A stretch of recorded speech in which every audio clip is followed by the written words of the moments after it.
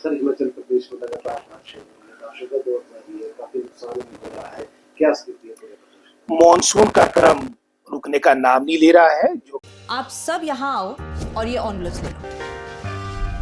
हम अपनी जिंदगी में अच्छा बुरा सब जानते हैं, लेकिन फिर भी कुछ बातें इग्नोर कर देते हैं, जान के अनजान बन जाती है। तो मैंने सोचा जाते जाते याद दिला जाओ, ताकि पूरी जिंदगी इग्नोर नहीं, याद रखोगे मुझे भी और इन बातों को भी।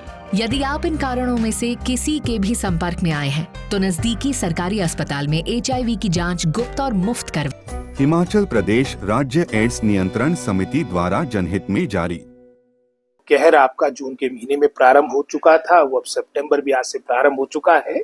आए दिन इस तरह की अप्रिय बातें सुनने को मिल रही है और सुबह में जानकारी ले रहा था। अभी वर्तमान में लगभग प्रदेश का, चाहे वो सरकारी संपत्ति हो चाहे निजी संपत्ति हो, लगभग कोई 3000 करोड़ से ऊपर का नुकसान हिमाचल प्रदेश में हो चुका है।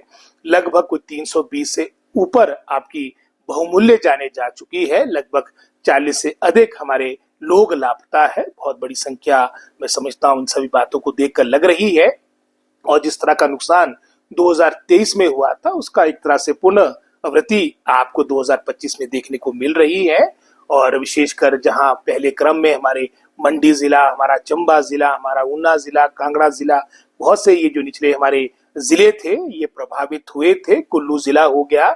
लेकिन जो आपके जहां पर प्रथम चरण में जहां पर आंशिक रूप से आपका नुकसान हुआ था, लेकिन जो भी पिछले एक हफ्ते से बारिशें हो रही है, जैसे उदाहरण के तौर पे आपकी जिला शिमला की बात हो, बिलासपुर, सिरमौर, सोलन की बात हो, जो ये पिछले एक हफ्ते से बारिश हो रही है, यहाँ पर भी बहुत नुकसान हुआ है। और पिछले कल की बारिश में ही जिला शिमला में लगभग कोई हमारी 4 बहुमूल्य जाने की आपकी अधिकतर आपकी मैं समझता हूँ सड़कें भी बंद है, क्योंकि बहुत ही रिकॉर्ड तोड़ आपकी वर्षा इस क्षेत्र में भी हुई है। आपके पूरे हिमाचल में वाइड स्प्रेड वर्षा हुई है।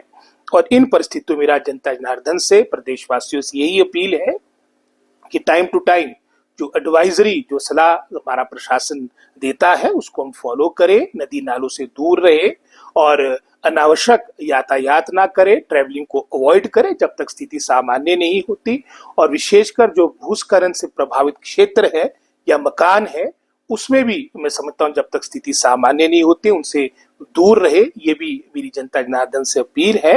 और विशेषकर अगर मैं अपने सेब बाहुल्य क्षेत्र की बात भी करना चाहूंगा, क्योंकि आपका जुलाई में सेब सीजन भी प्रारंभ हो चुका है।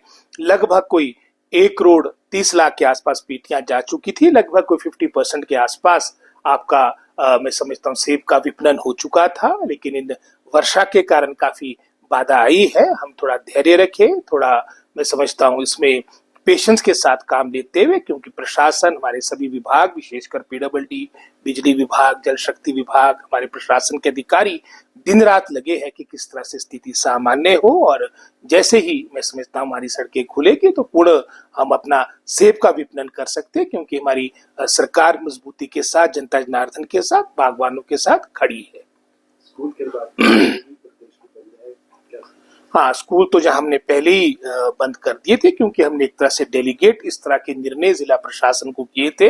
लेकिन आज की जो वर्षा बहुत ज्यादा हुई, एक्सेप्शनल हुई है, आज हमने ये भी निर्णय लिया है कि जहां ऑरेंज अलर्ट होता है, जहां पर मैं समझता हूँ आपके स्कूल्स बंद कर किए जा चुके हैं, उन एक्सेप्शनल सर्कमस्टांसेस में जिला प्रशासन, जिलाधीश ये भी निर्णय ले सकता है कि जो हमारे टीचर्स है वो भी स्कूल ना जाए, अपनी ऑनलाइन क्लासेस ले, ताकि सेफ्टी हमारे लिए पैरामाउंट है। चाहे वो बच्चों की बात हो, चाहे टीचर्स की बात हो, तो ये निर्णय भी हमने वर्तमान में लिया है। और जैसे स्थिति सामान्य होगी हमारे स्कूल पुनः खुलेंगे।